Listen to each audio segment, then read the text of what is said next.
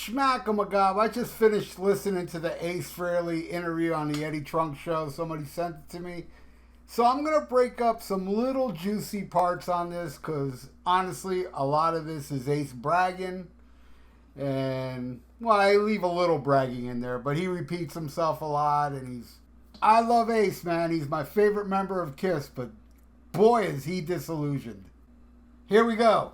Update everybody, if you will, off of last week when you were on this show and you wanted the apology from Paul. Did he contact you? Yes, he did.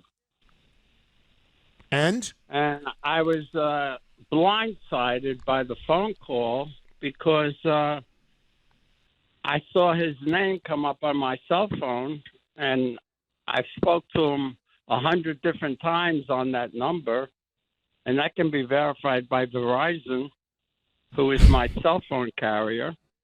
Ace goes into this whole thing about AT&T and Verizon. He carries on and on about the phone call and the records, and he says it at least, I don't know, 3-4 times over and over again. All right, let's keep going. So, I figured he was calling me maybe to apologize or at least explain why he said that. Maybe he meant it really more towards Peter than me, and whatever the case may be. But instead of an apology, I got a 5-second phone call which said, F you, Ace. I'm not going to apologize. Say that again. He said, fuck you, Ace? He said, fuck you, Ace. I'm not going to apologize.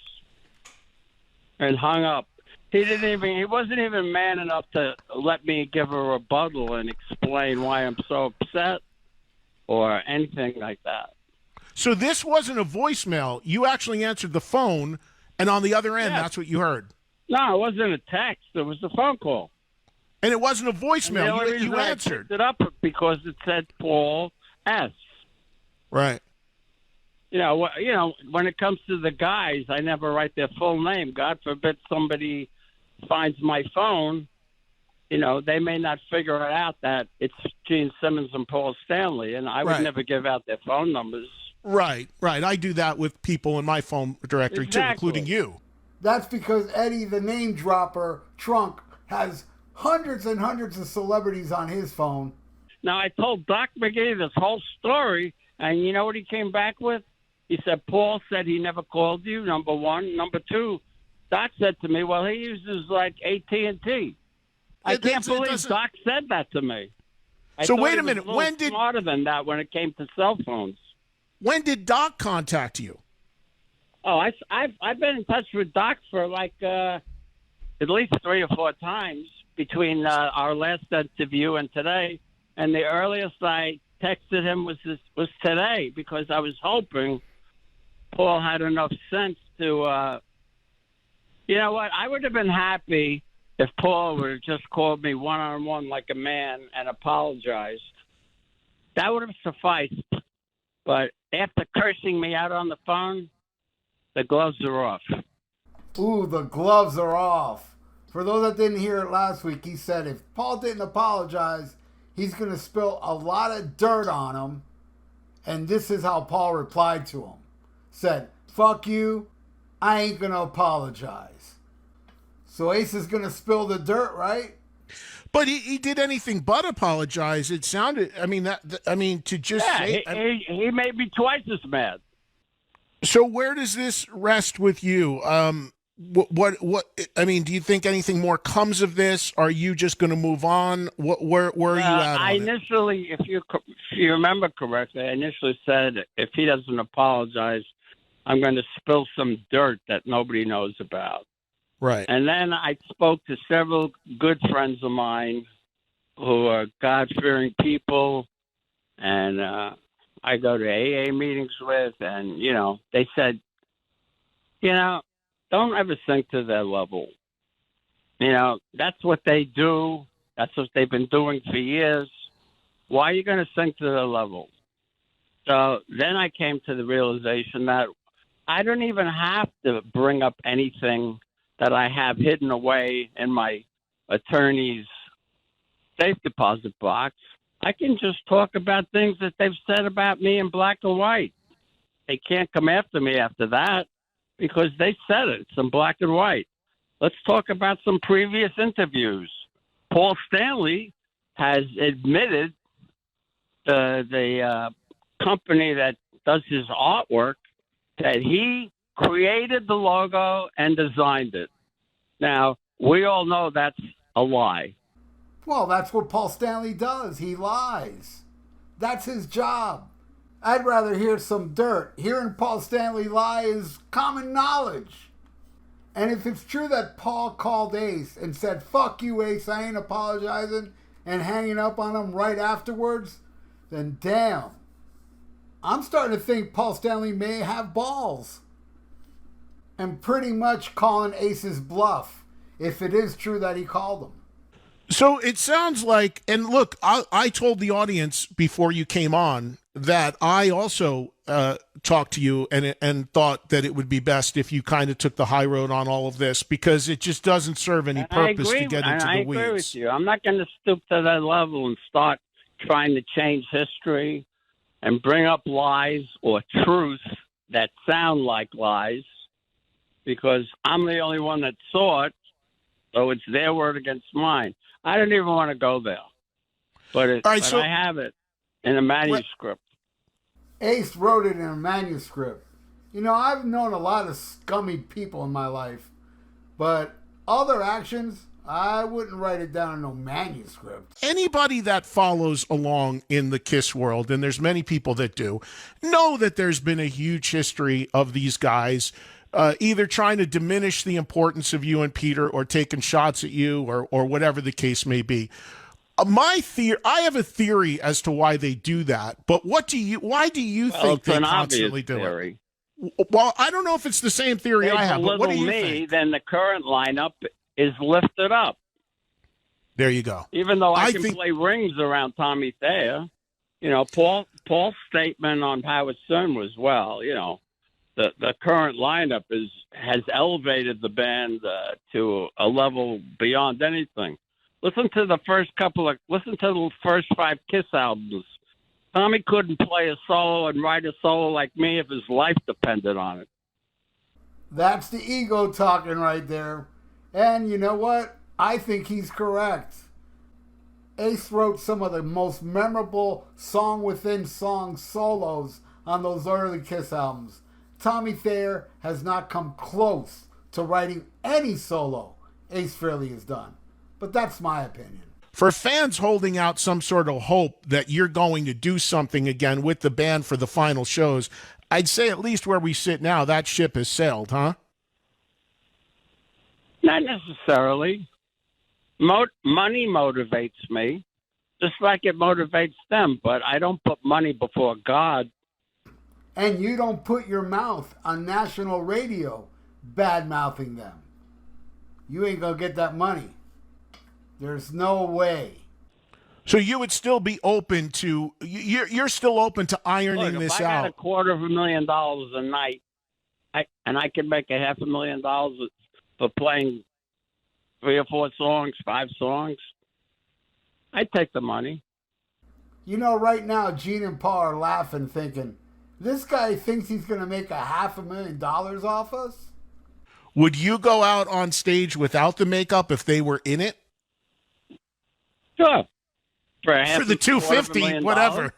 I'm so glad Gene and Paul are not going to give him $500,000, so I do not have to witness Ace on stage not wearing makeup while Tommy Thayer is playing on stage with him. And I'd like to address the anti-Semitic remark that Paul said. Did I send you a picture of Paul dressed up as a Nazi officer and with his arm up saluting Hitler? There is a photo that you sent me. Yes, I believe that was also in Lydia Chris's book. And then under it, he accuses me of being an anti-Semite. When a lot of my friends are Jewish, I lived with a Jewish girl for 10 years, that crazy broad Rachel. I have an order of protection against her for 3 years. She took all her Facebook quotes down. She might be going to jail. It's unfortunate, but Paul and Jean gave her $200,000. Paul and Jean gave your ex-girlfriend Paul and Jean gave your ex-girlfriend $200,000. Is that what you just said? That's what I heard. For what reason? I may be incorrect. Maybe it was only $100,000, but it was to sign a non-disclosure agreement, and then she broke it and talked about them further on her Facebook because she probably took a handful of pills and got loaded and say anything. So I called up Kiss's attorney. I said, what the hell's going on? He broke the non-disclosure agreement. Why don't you go after her?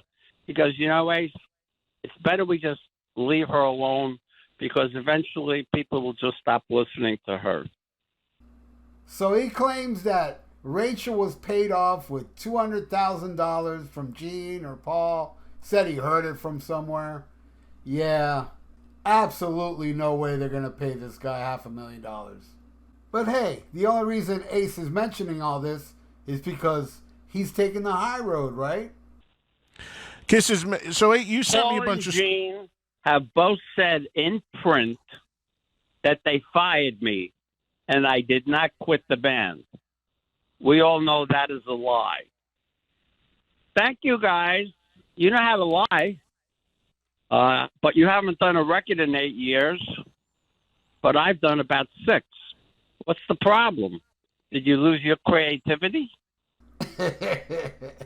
Creativity? They can say, yeah, Tommy's a better guitar player than me. Yeah. Dream on. I'd like to see Tommy write 40 guitar solos like I've written. But your guitar solos are songs within the song. Different makeup, like Eric Carr did, and like Vinnie Vincent did. Why couldn't Tommy have a new makeup?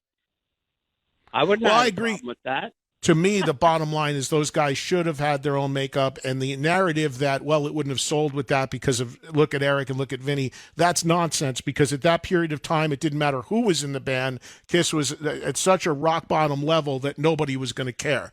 I think those guys, Tommy and Eric, were shortchanged by not being able to come up with their own personas, their own people. And look, Doc just said the reason why, at least one of his reasons why it's a problem for you and Peter to come out is because of the makeup. Well, whose fault is that? They should have had their own makeup, and we wouldn't have been here if they did that 20 years ago. The idea that nobody would have bought the band with those guys in different makeup is, to me, ridiculous. Well, Eddie Trunk is correct about that. The makeup, it should have been different characters.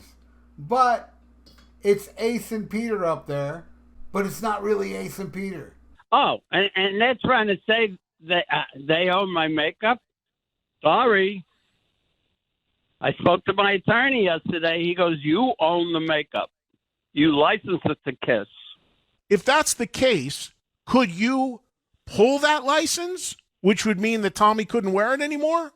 Or you wouldn't do that because you'd lose your money? No, because I did something stupid.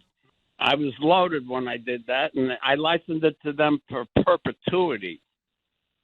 Oh, for as long as they want to use it. Means they can use it as long as they want to use it, as long as they pay me a royalty, which they do.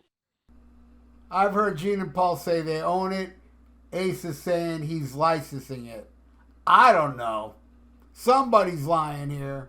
I'm really happy I decided not to talk about dirt because I don't want to stoop to their level. I am too. I don't want to tell people things that would really not make them like Paul and Gene. To me, it sounds like Ace said it spur of the moment last week, and then he regretted it. And but I'm not here defending Ace. I wish he would have spilled the dirt, especially after Paul called him, or said he called him, and said, fuck you, I ain't apologizing. What a huge disappointment. I just wanted to say one other thing. Did you see the interview that Doc did with Thinking Stanley? Doc admitted in the interview that they used backing tracks. Ace Frehley just mentioned the thorn on the side of Paul Stanley, which is Thinking Stanley. That is hilarious. But, Paul and Gene, we have a problem. they've said some shitty things about me, and now I'm gonna, say some shitty things about them because I'm pissed off. All you've said is that Gene and Paul lie. Something we all know. I wanted to hear that manuscript, damn it. 2015, Gene says, I have a problem with backing tracks. They're on YouTube. Oh, I know. Paul's talked about it in the past too. Other bands that have other guys singing the parts and all that. I know. Yeah. It's insane. Why doesn't he just get another singer to help him out? Well, Dress him up as a kangaroo. Total ace. That's what I love about him. He's so goofy and hilarious. And disillusioned. On that note, I got to go because I'm almost out of time. But thank you for coming on again. By the way, the new album I'm recording, and everybody can hold me to this, it may be the best album to date I've ever done. I think it might top my first solo album with New York Groove. That's coming from the horse's mouth. And last week, the horse's mouth said he was going to spill a lot of dirt on Gene and Paul. Well, that's it. That is the interview. Ace is hilarious, disillusioned, out there. He's got an ego, and in my opinion, he deserves it. He's influenced many, many killer guitar players, and he's written solos that are songs within songs. Ace rules. So thank you all for listening, and I bid you cheers with this blue Kool-Aid I'm drinking. Schmack 'em a gob.